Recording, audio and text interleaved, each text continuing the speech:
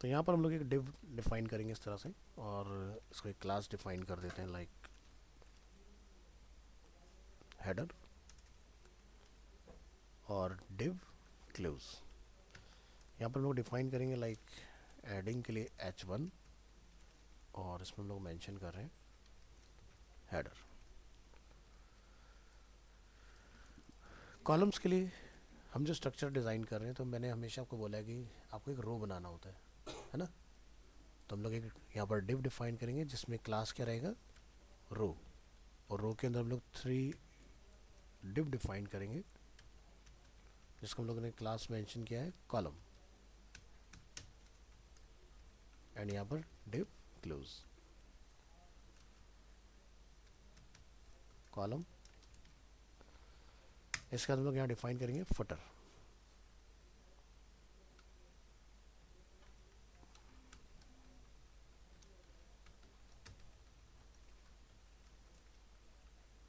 यहाँ पर पैराग्राफ लिख लेते हैं इस तरह से, और इस सेक्शन को रीनेम करेंगे विद फुटर।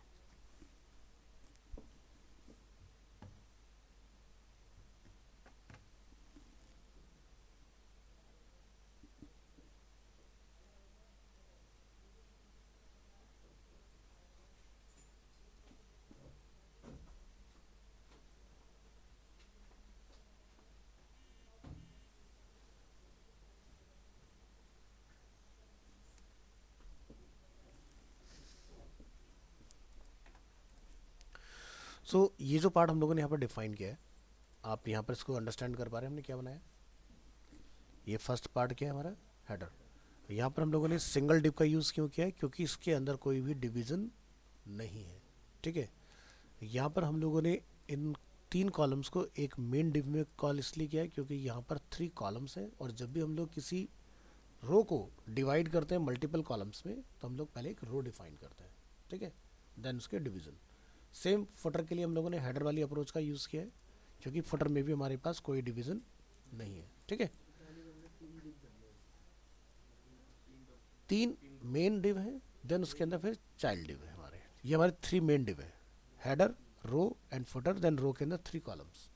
कभी भी कॉलम्स आपने डायरेक्टली नहीं बनाना है, बट जिस दिन मैं आपको ग्रिड सिखा दूंगा ना, तो फिर आप डायरेक्ट बना सकते हो, ठीक है। ग्रिड में ये पॉसिबल है कि हमारे डिव और लेस हो जाते हैं।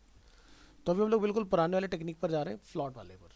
फ्लॉट के अंदर हम लोग किस तरह से इसको डिफाइन करेंगे। तो चलिए यहाँ से हम लोग एक क्लास डिफाइन करेंगे, यूनिवर्सल सेलेक्टर, और इसमें हम लोग जाके यहाँ पर डिफाइन कर रहे हैं बॉक्स साइजिंग, बॉर्डर बॉक्स। क्या काम करता है ये,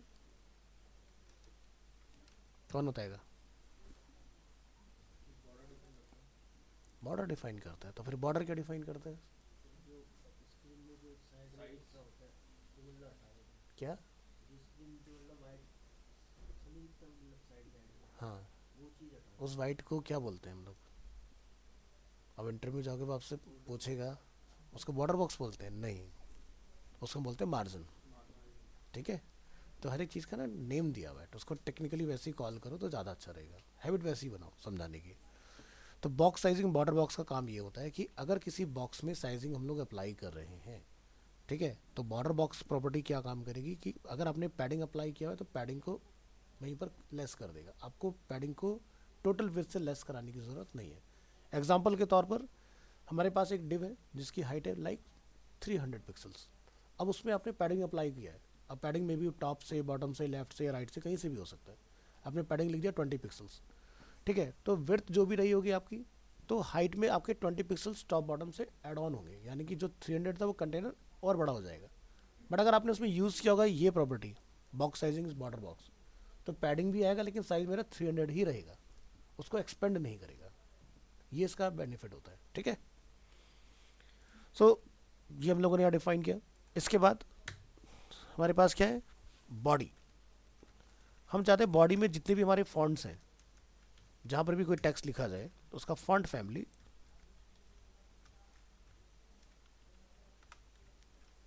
यहाँ से हम लोग सेट कर देते हैं, जैसे कि एरियल।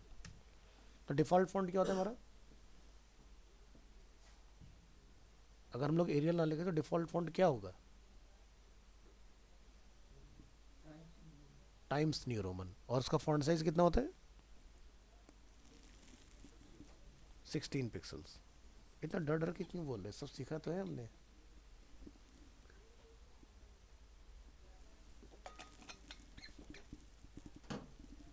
नेक्स्ट, ये हो गया हमारा फॉन्ट। अब हम लोग डिफाइन करते हैं यहाँ से डॉट हेडर। ठीक है, तो हेडर की विड्थ हमने कितना रखना है। अगर हम लोग डिव का यूज़ कर रहे हैं तो डिव बाय डिफॉल्ट क्या होता है, ब्लॉक एलिमेंट। ब्लॉक का मतलब क्या होता है,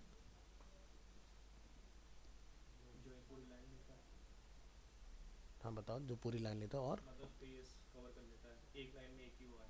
ठीक है, और क्या रिफाइन कर सकते हैं इस स्टेटमेंट को हम लोग। अच्छा, और कुछ एग्जांपल। ब्लॉक का मतलब एग्जैक्ट क्या होना चाहिए,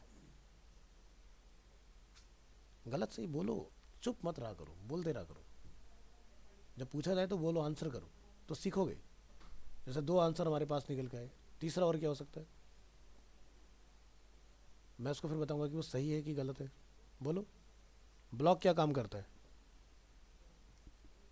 पहले ये बताओ, ब्लॉक एलिमेंट समझ में आता है क्या होता है, हाँ या ना। ब्लॉक एलिमेंट ये होता है कि जब आप किसी ब्लॉक एलिमेंट को कॉल करते हो, एलिमेंट मतलब टैग, ठीक है, तो जैसे कि हेडिंग, हेडिंग क्या टैग है, तो heading is a block element. मतलब कि जब आप कोई हेडिंग लिखते हो तो उस हेडिंग के साथ में कोई और कंटेंट नहीं आएगा, मतलब पैराग्राफ्स के साथ नहीं आएगा, न्यू लाइन में आएगा।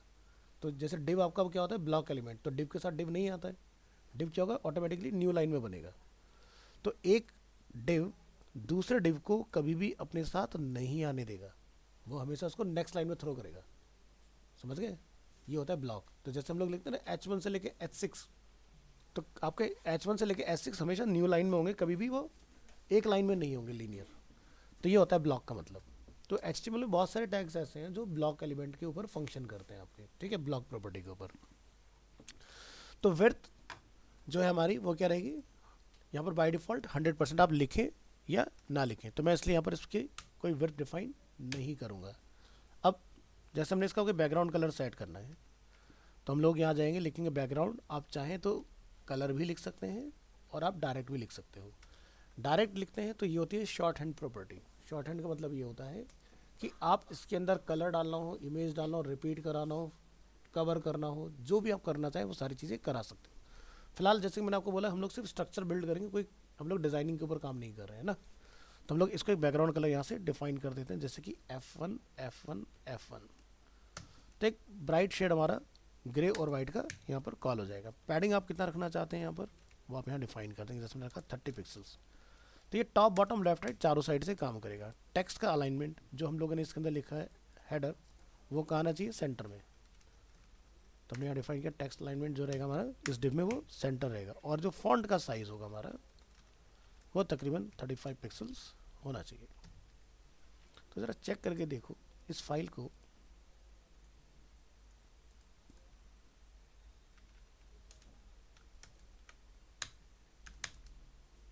पहला पार्ट क्रिएट हुआ, ठीक है, ये हमारा बनके तैयार हो गया। अब बात करते हैं हम लोग अपने कॉलम्स की। तो कॉपी, और यहाँ पर ध्यान रखना जो क्लास आपने यहाँ लिखा है वही क्लास का आपने यहाँ पर यूज़ करना है।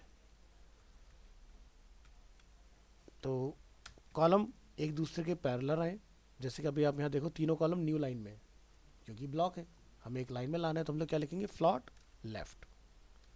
जैसे आप ये डिफाइन करोगे तीनों कॉलम ऐसे हो जाएंगे, है ना। अब हमें इसको इक्वल में बेसिकली कन्वर्ट करना है। तो आप चाहें तो इसका बैकग्राउंड कलर वगैरह चेंज करा सकते हो। तो हमारी जो विड्थ होती है स्क्रीन की वो कितनी होती है, 100%। डिवाइड करेंगे 3 इक्वल कॉलम में कितना है, 33.33। तो हम फुल विड्थ को कवर करना चाह रहे हैं, तो हम लोग यहाँ पर लिखेंगे विड्थ एट्रीब्यूट 33.33%। अभी आप नोटिस करेंगे ये फुल विड्थ में आ गया। इसके बाद आप चाहें तो सबके कलर अपने अलग अलग डिफाइन कर सकते हैं, वो भी अभी हम लोग करके देखेंगे किस तरह से काम करेगा। पैडिंग वैडिंग अगर आप इसमें रखना चाहें तो डिफाइन कर लीजिएगा। फिलहाल मुझे इसमें पैडिंग को छोड़ के टेक्स्ट लाइन सेंटर और फॉन्ट साइज की रिक्वायरमेंट नहीं है, इसको हम लोग डिफ़ॉल्ट के साथ लेके जाएंगे। तो ये वाला पार्ट हमारा बन के तैयार हो गया। तो यहाँ पर आप अगर नोटिस करें जूम करके तो दिखाई दे रहा है कुछ गैप है, this is called default body margin, ठीक है। तो हम लोग यहाँ लिखेंगे मार्जिन 0, तो आप देखेंगे ये जो स्पेसिंग अभी हमें यहाँ दिखाई दिया था, रिफ्रेश करते ही खत्म हो जाएगा, है ना, इस तरह से चेंज हो जाएगा। नेक्स्ट हम लोग डिफाइन कर रहे हैं यहाँ पर रो, लिखिए रो।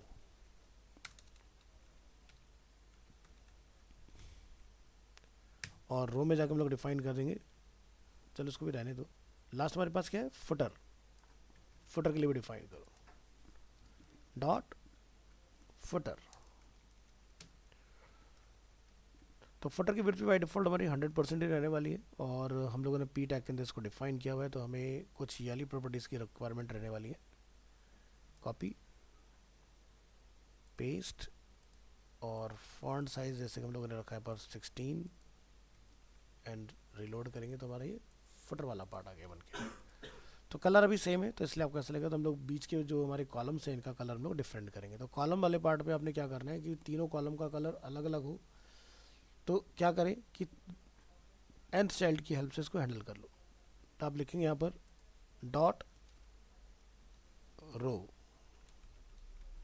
उसके अंदर में क्या होना है, डिव, ठीक है, nth चाइल्ड 1, और ये बैकग्राउंड कलर आप यहाँ से निकाल के यहाँ कॉल करके देखें, और इसको डायरेक्ट हैंडल करिएगा रो nth चाइल्ड इस तरह से। ये पार्ट हमने किया सेव, यहाँ से इसको ओके कर दो।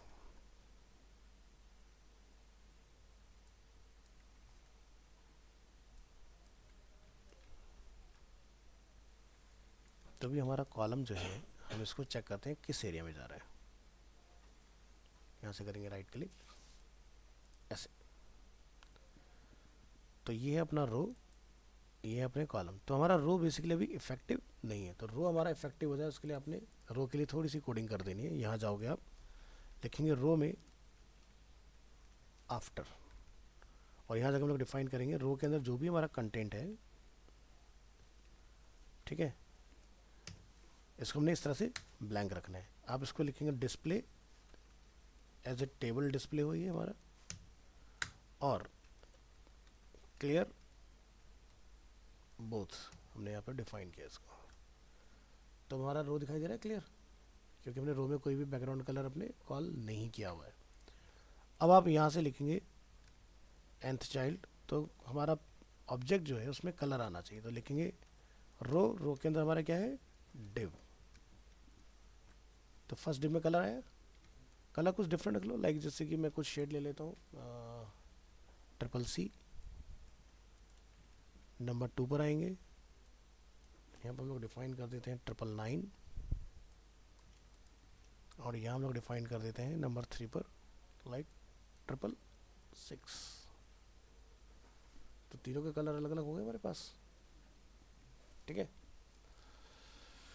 तो देखो मैंने आपको इसमें एक नई प्रॉपर्टीज आज इंट्रोड्यूस कराई है, ये वाली, ये अभी तक हम लोगों ने प्रॉपर्टी नहीं यूज़ की थी, है ना। अब इसका फ़ायदा क्या है, जैसे होता ही है कि जब भी आपका कोई रो कॉलम में डिवाइड होता है तो पेरेंट को हाइट देना मैंडेटरी हो जाता है हमारे लिए, ठीक है, तभी आप अंदर के पार्ट को देख पाओगे। बट अगर आप ये प्रॉपर्टी लगा देते हो तो आपको अपनी रो की, यानी कि जो इन कॉलम का पेरेंट है उसको हाइट देने की ज़रूरत नहीं है, यानी कि जितना आप इस वाले पार्ट को हाइट दोगे वो पेरेंट के पास ऑटोमेटिकली वर्क करता रहेगा खुद से, ठीक है। तो ये एक नया मैंने आपको ऑप्शन बता दिया। आप इसको छोटा करें या आप इसको बड़ा करें, हाइट देना चाहते हो तो हम एक कॉमन कॉलम के ऊपर काम कर रहे हैं, यहाँ से आप जाके हाइट इसकी डिफाइन कर सकते हैं। जैसे हमने इसको डिफाइन किया लाइक 300 पिक्सल्स, कुछ डिफाइन कर लो चेकिंग के लिए, काम कर रहे हैं। तो कुछ वैसे स्ट्रक्चर हम लोगों ने बना लिया जैसे हम यहाँ देख रहे हैं, तो और बढ़ाना चाहो बढ़ा सकते हो, जैसे 500 समथिंग, ये अपना काम करेगा। अब हमें क्या चाहिए, जैसे कि आपने फोटोशॉप में देखा ऊपर और नीचे हमारे कुछ गैप है यहाँ पर, तो हम लोग रो को टारगेट कर सकते हैं क्या। तो रो पर आओ, यहाँ पे लिखेंगे मार्जिन टॉप बॉटम से 20 पिक्सल्स, लेफ्ट राइट से 0, ट्राई करिए, गैप बना यहाँ पर, इस तरह से बना लो। ऐसे ही आप यहाँ से इस पार्ट को कॉपी करोगे, ये अपना हेडर पार्ट है, यहाँ जाइए, लिखिए टॉप राइट बॉटम लेफ्ट, तो यहाँ से भी गैप हमने अचीव कर लिया। इसके बाद हमें यहाँ पर भी कुछ गैप बनाना है, तो हमने कई बार nth स्टाइल 2 डिफाइन किया हुआ है। यहाँ जाएंगे, क्या लिखेंगे, margin top bottom 0 left right से लाइक 2% का डाल दो, क्योंकि हम लोग यहाँ पर परसेंटेज में कैलकुलेट कर रहे हैं। तो जैसे 2% डालोगे नीचे आ जाएगा, क्योंकि हमने टोटल विड्थ कितना डाला है 33.33 समथिंग, है ना। तो ये आपका थोड़ा सा डिस्टर्ब करेगा, तो आप इसको एग्जैक्ट 33 ले लो, 33%। उसके बाद बाकी जो बचा है आपका वो आप यहाँ डाल दो।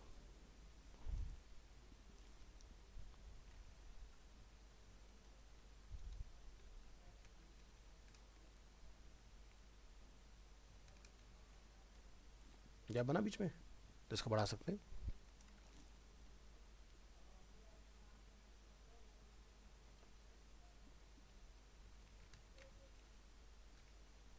ठीक है, तो ये आपका बीच का गैप बनेगा। और बढ़ा लो, जैसे कि 1 तक लेके जाके देखो 1 पर कितना आ रहा है, ब्रेक कर देगा, ज़्यादा हो जाएगा, 0.5 पर ट्राई करके देख लो। ठीक है, तो इस तरह से आप इनके बीच का गैप, मैंने परसेंटेज यूज़ किया इसलिए इस तरह से आपको करना पड़ेगा। तो ऐसे आप अपना ये वाला एरिया डिफाइन कर सकते हो इसमें। ठीक है, और वैल्यू कम करना चाहो यहाँ से घटा सकते हो पहले, जैसे हमने यहाँ पर यूज़ कर लिया लाइक 30% या 31%, और यहाँ से आप 11% का लगा सकते हो। कहाँ डिफाइन किया हमने, यहाँ पर। ठीक है, थोड़ा बढ़ा लो, 31.5,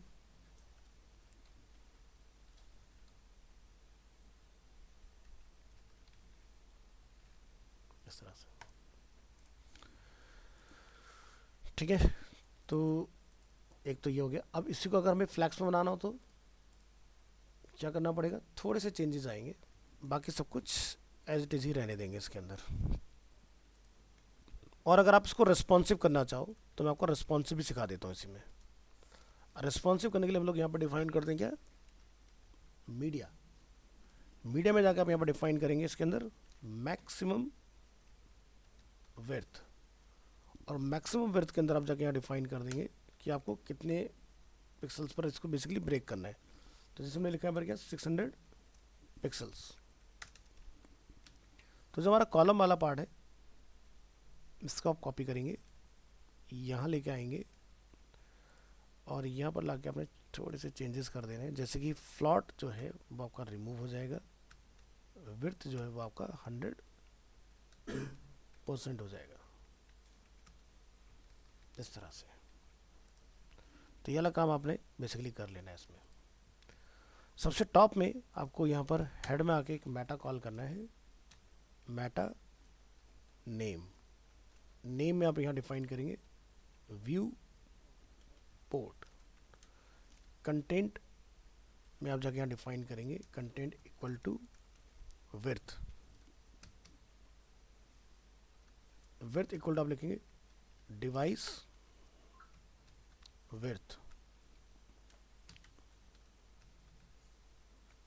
इनिशियल स्केल आप यहाँ पर डिफाइन करेंगे 1.0, ये आपने डिफाइन करना है इसके अंदर। तो चेक करेंगे इसको कंट्रोल S, और ब्राउज़र में जाकर हम लोग यूज़ करेंगे यहाँ से F5, और यहाँ से इसको हम लोग छोटा करने की कोशिश करेंगे। तो दिखाई दे रहा है, चेंज हो गया इस तरह से, ये आपका रिस्पॉन्सिव हो गया। देखो जैसे मोबाइल मोड आया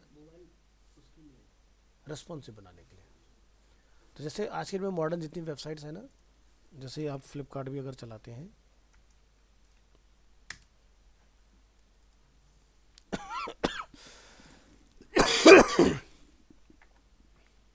ठीक है, तो जब हम लोग यहाँ से मोबाइल व्यूज़ का चेक करते हैं तो ऑटोमेटिकली हमारा डिज़ाइन मोबाइल के अकॉर्डिंग चेंज हो जाता है। ठीक है, हो गया ना चेंज। तो ये कैसे पॉसिबल हो रहा है, जो अभी हमने काम किया उसकी हेल्प से, ठीक है।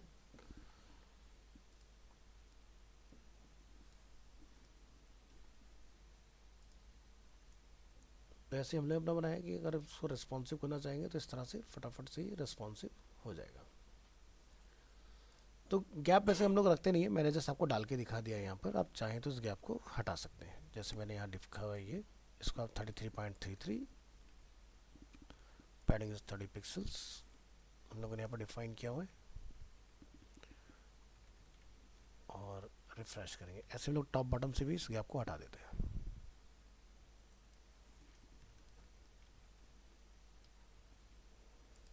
ठीक है, मोबाइल मोड, डेस्कटॉप मोड, ठीक है जी, हो जाएगा। अब मुझे इसमें ये बताओ, इसमें कोई ऐसा पार्ट है जो समझ में नहीं आया, तब मैं नेक्स्ट वाला स्टार्ट करूँगा। कहाँ कन्फ्यूज़न लग रहा है?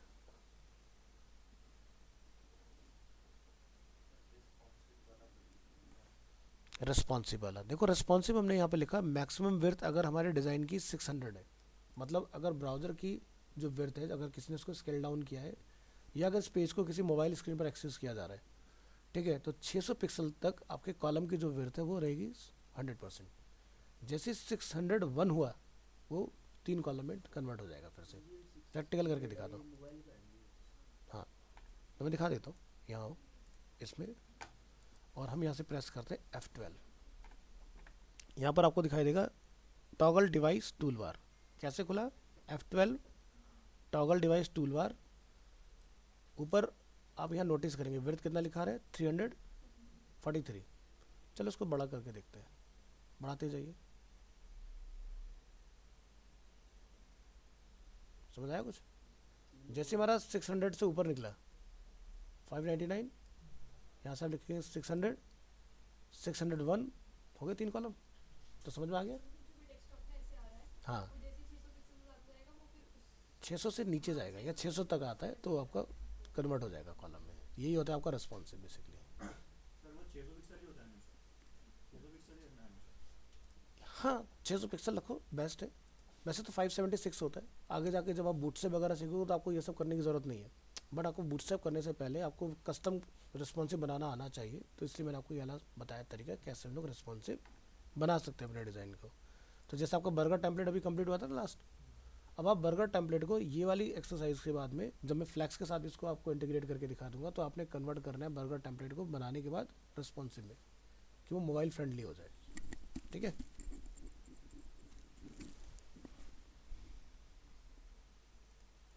और पूछिए इसमें कुछ कन्फ्यूज़न क्या? कहाँ फ़र्क है? नहीं, फ़र्क कहाँ पर, मैं वो जानना चाह रहा हूँ ना, इसमें कहाँ फ़र्क हुआ? वैसे कैसे? जैसे फ्लिपकार्ट ले लेते हैं, बताइए। हम्म,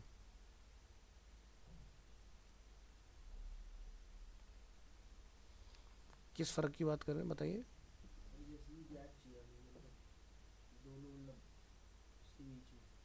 अच्छा, ठीक है, तो आपने गैप वाला काम यहाँ पर आके हैंडल करना है। आप अगर चाहते हैं कि आपके कॉलम्स के बीच में गैप बन जाए, तो आप यहाँ लिखेंगे मोबाइल मोड में आके मार्जिन टॉप राइट बॉटम कितना रखना चाहते हैं आप, एंड लेफ्ट।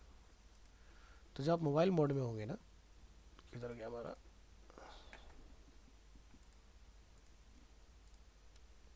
ठीक है, तो बन गया गैप। यही चाह रहे हो ना, तो मोबाइल में कोडिंग करो गैपिंग की, तो मोबाइल में काम चलेगा।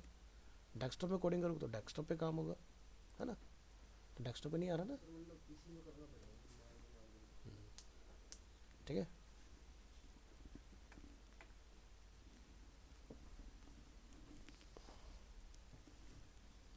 तो इसमें कोई और डाउट है किसी का तो बताइए, फिर मैं फ्लैक्स के ऊपर आपको एग्जांपल देता हूँ, क्योंकि आपने बर्गर टेम्पलेट फ्लैक्स में बनाया था ना, तो फ्लैक्स का एग्जांपल करेंगे आपको।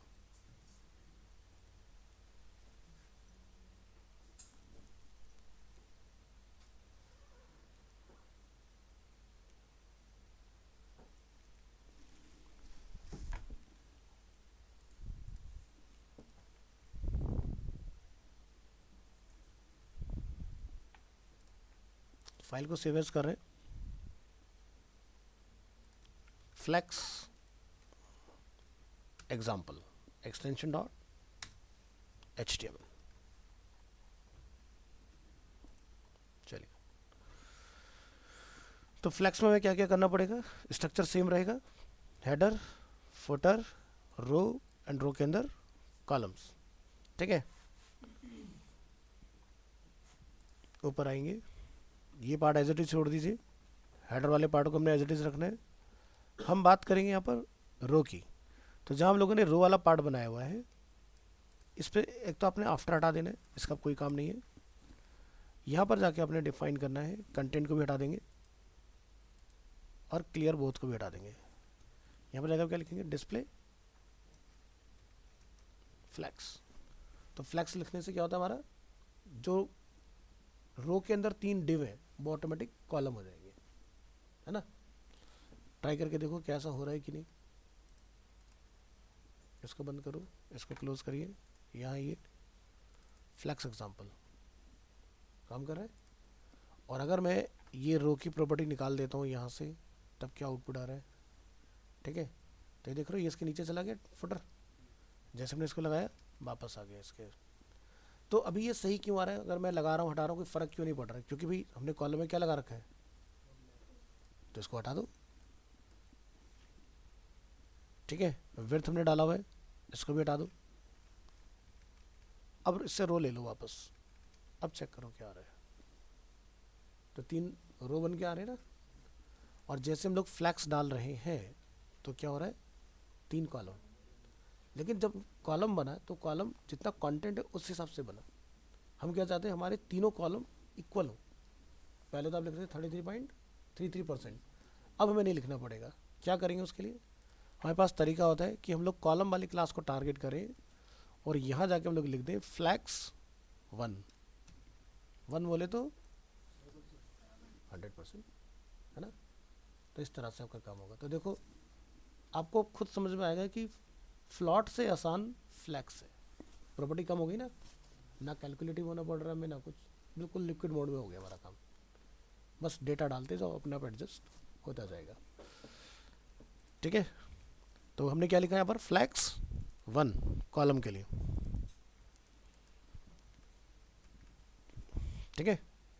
अब इसको आपने रिस्पॉन्सिव करना है जैसे, तो हम लोग यहाँ पर क्या लिखेंगे, जो हमारा रो है, इस कॉलम की हमें ज़रूरत नहीं रहेगी, यहाँ पर आप लिखेंगे डॉट रो। हम चाहते हैं कि जब मोबाइल मोड आए तो ये क्या हो, कॉलम से निकल के रो बन जाए। तो क्या लिखते हैं उसके लिए, फ्लैक्स डायरेक्शन। इसको अपने जाके क्या लिख देना है, कॉलम। तो कॉलम से बनती है रो और रो से बनता है कॉलम, उल्टा चलता है कॉन्सेप्ट, ध्यान रखना, ठीक है।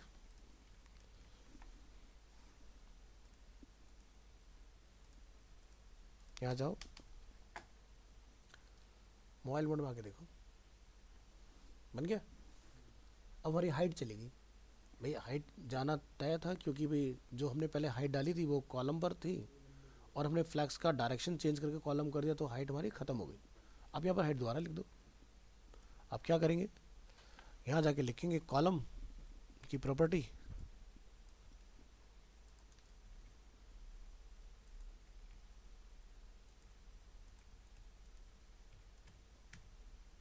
ठीक है।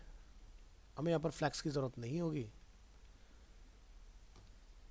और यहाँ पर हमने लिखा है column height is 500, padding is 30 pixels.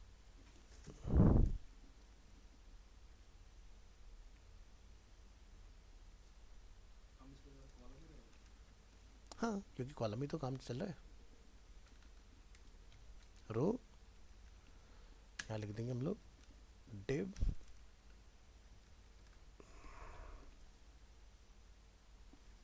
कहाँ गलती है ज़रा चेक करेंगे एक बार। रिस्पॉन्सिव को बंद कर दो, इंस्पेक्ट हमारी हाइट, अच्छा कहीं nth चाइल्ड डाला हुआ है, nth पे क्या क्या डाला था, इस पे तो सिर्फ कलर है, कोई दिक्कत नहीं है। HEIGST 500 पिक्सल्स, 500 पिक्सल्स,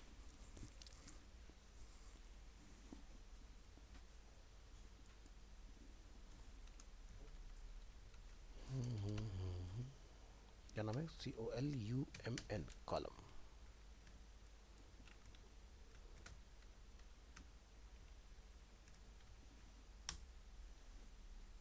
अब यहाँ पे चेक करो,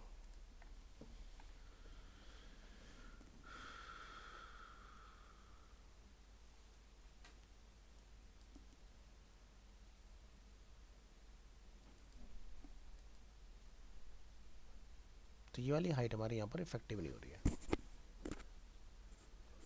इस पर हमारा क्रॉस आ रहा है।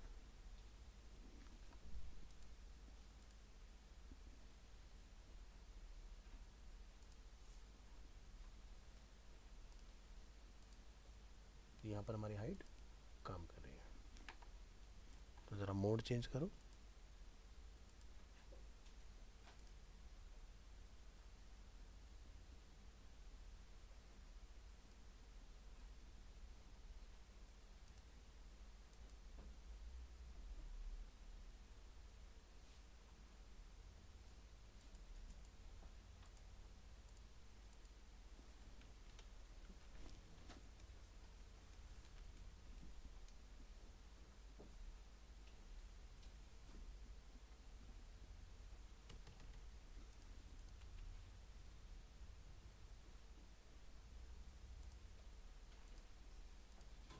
क्या गलत है? कॉलम फ्लैक्स डायरेक्शन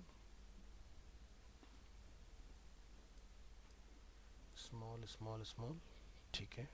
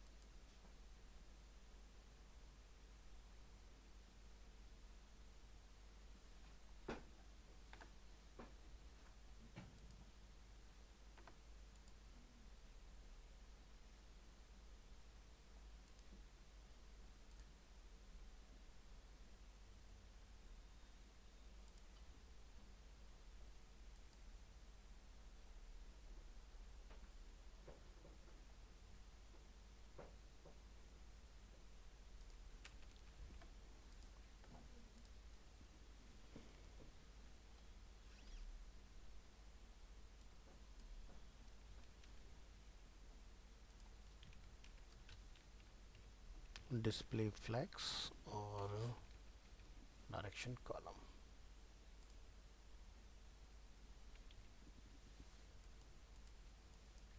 कॉलम को हटा के चेक करो, वर्टिकल हो रहा है।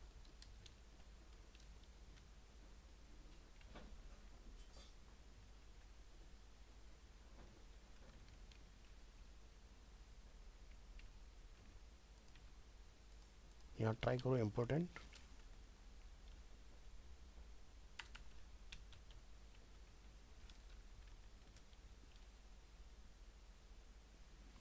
क्या गड़बड़ है इसमें? फ्लैक्स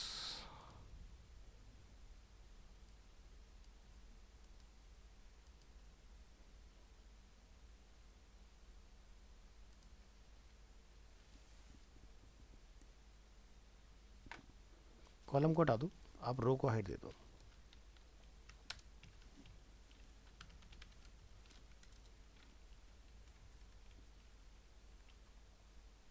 ठीक है, तो यहाँ पर ही आपका काम करेगा।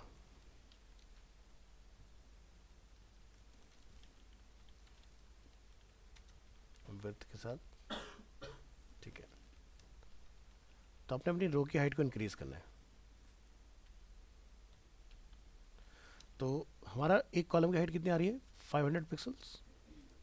तो यहाँ पर हम लोग लिख देते हैं HEIGHT हाइट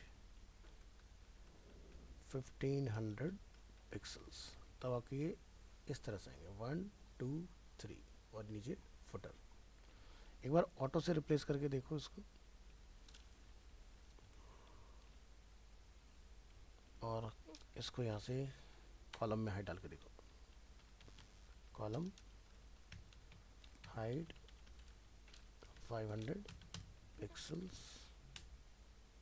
ठीक है। तो आपको रो पर हैंडल करना है इसको, क्योंकि हमारा डायरेक्शन जो है ना वो रोटेट हुआ है। तो जो भी आपके कॉलम की हाइट आपने रखनी है, वैसे तो ऑटो होता है, लेकिन अगर हमें इसको यहाँ दिखाना है तो आपको लिखना पड़ेगा मैनुअली 1500 पिक्सल्स। तो ये आपका इस तरह से काम करेगा। और जैसे ही आप जाएंगे मोबाइल मोड से डेस्कटॉप मोड में, तो यहाँ पर रोटेट होकर ये इस तरह से काम करेगा। हाँ, अब आपके बराबर आएंगे तीनों। इसी में आपको ना ग्रिड का एग्जांपल भी दिखाता हूँ कि ग्रिड में आपने बेसिकली किस तरह से काम करना है। ग्रिड एग्जांपल, यहाँ जाओ, एक्सटेंशन लिखिएगा .html। तो ग्रिड के लिए यहाँ पर जो हमारा स्ट्रक्चर रहेगा नीचे, तो जैसे हम लोगों ने यहाँ पे एक रो डिफाइन किया हुआ है, आपको इस रो की ज़रूरत नहीं होगी, ठीक है। डायरेक्ट आपने इसको डिफाइन करना है। तो जैसे हमारे पास एक हेडर रहेगा, हम इस पूरे पार्ट को कट करेंगे, एक मेन डिव बनाएंगे, डिव क्लास, और इसका नेम रख देंगे ग्रिड कंटेनर। और इसको यहाँ पर आपने करना है क्लोज, और इसके अंदर हम लोग लाके कॉल करेंगे अपना हेडर सेक्शन, अपने कॉलम्स, और ये हमारा फुटर सेक्शन। तो मैं इसको यहाँ पर नेम दे देता हूँ लाइक लेफ्ट कॉलम, ये हमारा हो जाएगा सेंटर या मिडिल, और ये अपना हो जाएगा राइट। तो क्या समझ में आ रहा है, रो खत्म हो गया इसमें से ग्रिड के अंदर। तो ध्यान रखना, सिर्फ ग्रिड के केस में आपका कभी भी कॉलम का पेरेंट नहीं बनता, आपने डायरेक्ट डिव डिफाइन करते जाना है, ठीक है। फुल विड्थ है तो भी सिंगल डिव, और अगर कॉलम आएंगे तब भी आपने सिंगल डिव डिफाइन करना है, रैपर नहीं बनेगा। कहने का मतलब ये है। इसको लोग नेम देते हैं लेफ्ट कॉलम, मिडिल कॉलम, और ये हो जाएगा हमारा राइट कॉलम। इस तरह से इसको आपने डिफाइन कर लेना है। नेक्स्ट हम लोग क्या करेंगे, यहाँ पर फॉन्ट फैमिली वगैरह सब कुछ ऐसे ही रहने दो, हेडर को एज इट इज छोड़ दीजिए, रो वाला पूरा पार्ट हम लोग डिलीट करेंगे, कॉलम वाला पूरा पार्ट अपना डिलीट कर दो यहाँ से, फुटर को एज इट इज रख लो, और मीडिया वाला पार्ट भी यहाँ से इसको भी ब्लैंक कर दो। तो हमारा क्या नया चेंज आया, एक क्लास है हमारे पास ग्रिड कंटेनर के नाम से। तो आप यहाँ पर डिफाइन करेंगे डॉट ग्रिड कंटेनर, इसमें लोग डिस्प्ले डिफाइन करेंगे अपना, डिस्प्ले रहेगा हमारा क्या, ग्रिड, ठीक है। इसके बाद आपने यहाँ जाके डिफाइन करना है ग्रिड टेम्पलेट एरियाज, ठीक है। ग्रिड टेम्पलेट एरियाज आप डिफाइन करेंगे, और जो भी आप यहाँ पर डिफाइन करें, जैसे कि हमारा हेडर है, तो इसको आपने एक नेम दे देना है, लिखेंगे यहाँ पर क्या, ग्रिड एरिया, लाइक मैंने इसको हमने नेम रख दिया क्या, हेडर। ऐसे ही जो आपने फुटर बनाया है, तो आप इसको नेम क्या रख देंगे, फुटर, ठीक है। ये ग्रिड एरिया हो गया, एक हमारा ये ग्रिड एरिया हो गया। इसके बाद हमारे पास लेफ्ट मिडिल राइट, ये तीन ऑप्शन है हमारे पास, इनके लिए भी आपने जाके डिफाइन करना है। आप लिखेंगे यहाँ पर डॉट लेफ्ट कॉमा कॉमा, ये हमारा हो जाएगा राइट, ये हमारा हो जाएगा मिडिल,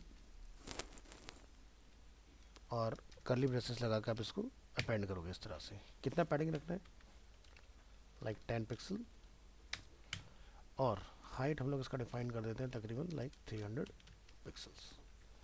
इसके बाद आपने इन तीनों को अलग अलग डिफाइन करना है। डॉट लेफ्ट, इसमें भी आपने यूज करना है grid area, name is left.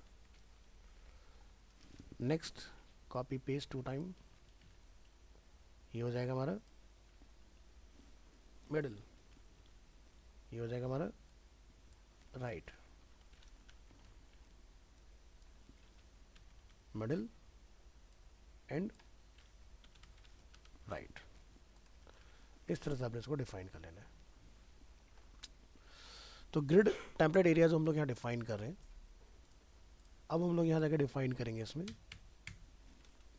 Single quote, और हम लोग यहाँ पे क्या लिखेंगे, हेडर।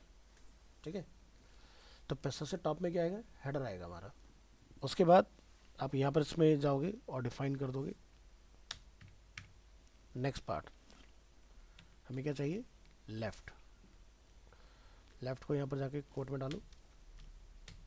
फिर हमें चाहिए middle, right and footer. Middle, right और फुटर।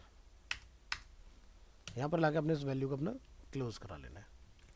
नेक्स्ट, इनमें बैकग्राउंड कलर सेट करो। जैसे कि लेफ्ट का हमने डिफाइन किया CCC,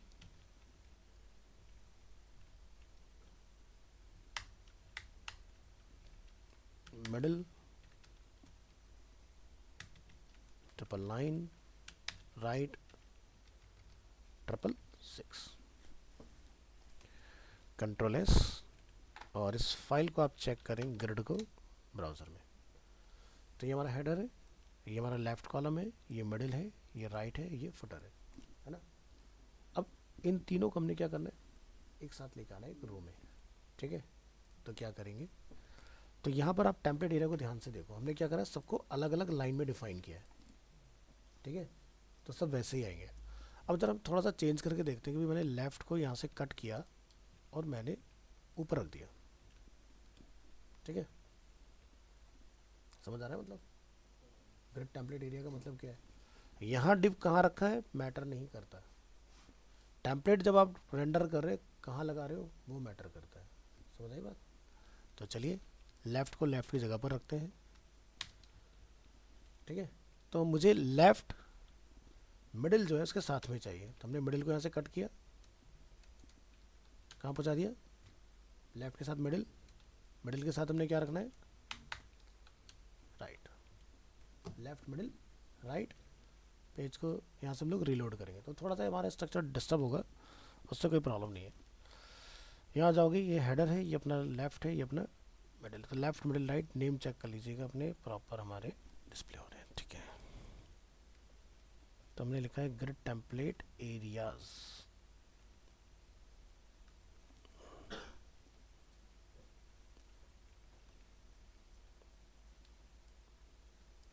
कट एंड रीलोड। हमारा राइट कॉलम यहाँ पर है। ठीक है, राइट की पोजीशन बिल्कुल सही है।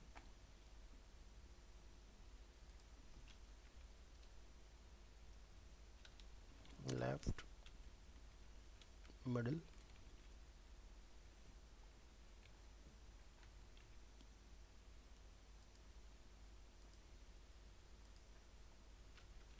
And right.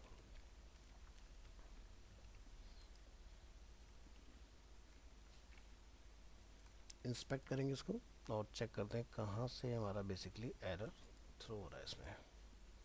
ग्रिड कंटेनर, तो हमारी ये वाली प्रॉपर्टी में कुछ प्रॉब्लम है। देख रहे हो इनवैलिड प्रॉपर्टी वैल्यू लिखा रहा है,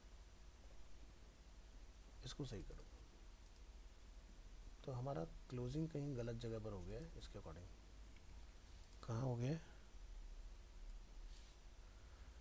ग्रिड टेम्पलेट एरियाज, यहाँ कोड कहाँ पर गया है।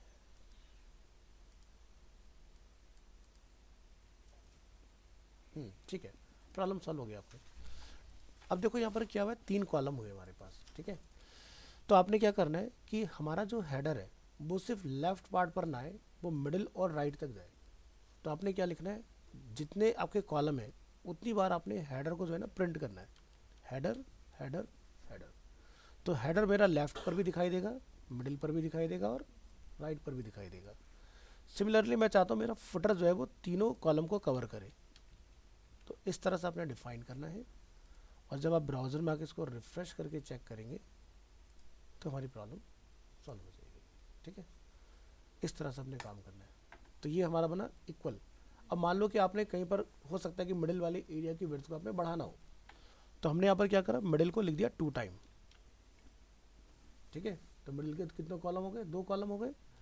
तो आपने ऊपर हेडर का कॉलम भी बढ़ाना है, काउंटिंग देखना ऊपर और नीचे बराबर होनी चाहिए।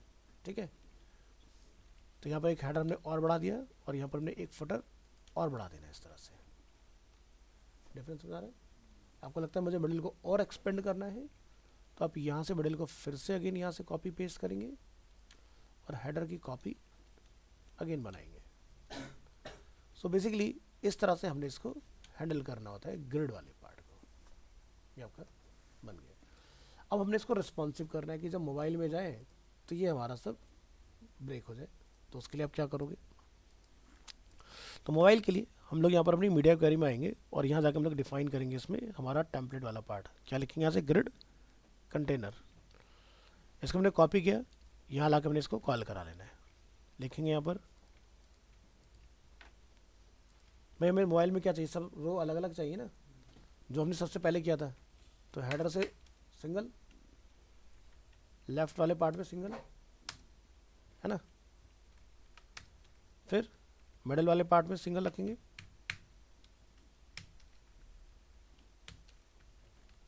फिर हमारा राइट वाला पार्ट, और लास्ट हमारे पास क्या बचता है, फुटर।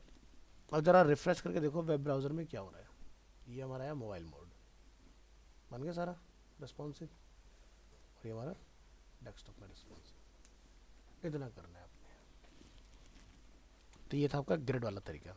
तो ग्रिड में ध्यान रखना कोई रो नहीं होती, जो भी काम होगा डायरेक्ट होगा। ठीक है, तो आज मैंने आपको तीनों चीज़ें बता दी हैं इसमें कि आपका फ्लॉट से इजी है आपका बेसिकली फ्लैक्स, और फ्लैक्स से भी आसान है आपका ग्रिड वाला पार्ट। ठीक है, इसमें आसान आपको अभी नहीं लगेगा, आपको कहोगे भी फ्लैक्स ज़्यादा आसान है इससे, तो है ना, क्योंकि इसमें आपको टेम्पलेट डिफाइन करना पड़ता है। लेकिन आपको आसानी नहीं देखनी, आपने ये देखना है कि जब मेरा कोई वेबसाइट बहुत बड़ा बनेगा तो उसके अंदर उसका जो लोड है, लोडिंग टाइम, मुझे उसको फास्ट करना है, वो स्लो नहीं होना चाहिए। तो आपने ग्रिड के साथ अपना काम करना है टोटल। आपको मैंने एरिया घटाने बढ़ाने का तरीका बता ही दिया, कैसे आप छोटा करेंगे बड़ा करेंगे, उतने नंबर ऑफ टाइम्स आपने कॉपी पेस्ट करना है जिस भी एरिया को एक्सपेंड वगैरह कराना चाह रहे हो। ठीक है, तो मैं आपको फ्लैक्स से नेक्स्ट क्लास में डिज़ाइनिंग करके छोटा सा एरिया दिखा दूंगा, ताकि आपको समझ में आएगी कैसे आपने इसको बेसिकली हैंडल करना है।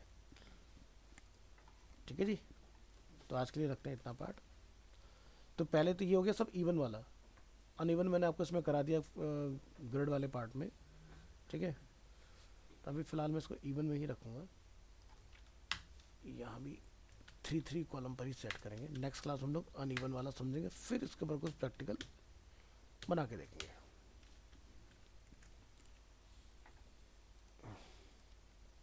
अभी सिंपल इस तरह से देखो।